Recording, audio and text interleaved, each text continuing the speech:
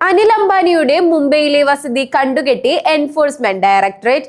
Reliance communication ഉൾപ്പെടെയുള്ള കമ്പനികളിൽ നടന്നതായി ആരോപിക്കുന്ന ബാങ്ക് തട്ടിപ്പ് കേസിലാണ് നടപടി. അന്വേഷണം പൂർത്തിയാക്കുന്നതുവരെ താൽക്കാലിക നടപടിയാണ് ഇഡി സ്വീകരിച്ചിട്ടുള്ളത്. മുംബൈയിലെ പാലി ഹിൽ പരിസരത്തെ അബോട്ട് എന്ന വീട് ഉൾപ്പെടെയാണ് ഇഡി താൽക്കാലികമായി കണ്ടുകെട്ടിയിരിക്കുന്നത്. 66 മീറ്റർ ഉയരവും 17 നിലകളുമുള്ളതാണ് ഈ കെട്ടിടം. 3716 കോടി രൂപയാണ് ഈ കെട്ടിടത്തിന്റെ വിലയായി കണക്കാക്കിയിരിക്കുന്നത്. അനിൽ അംബാനിക്കും അദ്ദേഹത്തിന്റെ ഗ്രൂപ്പ് കമ്പനികൾക്കുമെതിരെ ഇതുവരെ 15,000 കോടി രൂപയിലധികം മൂല്യമുള്ള സ്വത്തുക്കൾ കണ്ടുകെട്ടിയിട്ടുണ്ട്.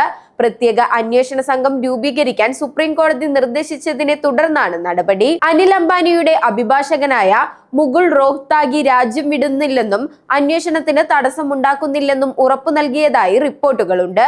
ഇഡിയും CBIയും അന്വേഷണം നടത്തുന്നതിൽ മെല്ലെപ്പോക്ക് നയം സ്വീകരിക്കുകയാണെന്ന് സുപ്രീം കോടതി നിരീക്ഷിച്ചു. കേസിന്റെ പുരോഗതി സംബന്ധിച്ച വിവരങ്ങൾ കാലാനുസൃതമായി കോടതിയെ അറിയിക്കണമെന്നും കോടതി CBIക്കും ഇഡിക്കും നിർദ്ദേശം നൽകി. ഈ കേസിൽ കൂടുതൽ ശക്തമായ സുതാര്യമായ അന്വേഷണം വേണമെന്ന് കോടതി വ്യക്തമാക്കി. കഴിഞ്ഞ വർഷമാണ് ഇഡി കേസ് അന്വേഷണത്തിന് തുടക്കമിട്ടത്. ആ FIRൽ അനിൽ അംബാനിക്കും റിലയൻസ് കമ്മ്യൂണിക്കേഷനുമെതിരെ തട്ടിപ്പ്, ഗൂഢാലോചന, അഴിമതി എന്നീ കുറ്റങ്ങൾ ചുമത്തി കേസെടുത്തിരുന്നു. ബാങ്ക് ഉദ്യോഗസ്ഥർ ഉൾപ്പെടെ ആരെങ്കിലും തട്ടിപ്പിൽ പങ്കാളിയായിരുന്നോ എന്ന് കണ്ടെത്താനും കോടതി നിർദ്ദേശം നൽകിയിട്ടുണ്ട്. സ്വത്ത് കണ്ടുകെട്ടിയതിനു പുറമെ ചോദ്യം ചെയ്യലിനായി അനിൽ അംബാനിയെ ഇഡി വിളിപ്പിച്ചിട്ടുണ്ട്. ഇത് 2ാം തവണയാണ് അംബാനിയെ കേസിൽ ഇഡി ചോദ്യം ചെയ്യുന്നത്.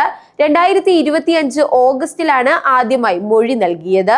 ആർകോമും അതിന്റെ അനുബന്ധ സ്ഥാപനങ്ങളും 2010നും 2012നും ഇടയിൽ ഇന്ത്യയിലും വിദേശത്തുമുള്ള ബാങ്കുകളിൽ നിന്ന് 40,000 കോടിയിലധികം രൂപ വായ്പ എടുത്തിരുന്നു. SBIയുടെ പരാതിയിൽ ആദ്യം FIR രജിസ്റ്റർ ചെയ്തതിന് ശേഷമാണ് അന്വേഷണം ആരംഭിച്ചത്. Bank of Maharashtra, bank of Baroda, bank of India തുടങ്ങിയ മറ്റു ബാങ്കുകളിൽ നിന്നും സമാനമായ പരാതികൾ വന്നതോടെ അന്വേഷണം വ്യാപിപ്പിച്ചതായി സുപ്രീം കോടതി ചൂണ്ടിക്കാട്ടി.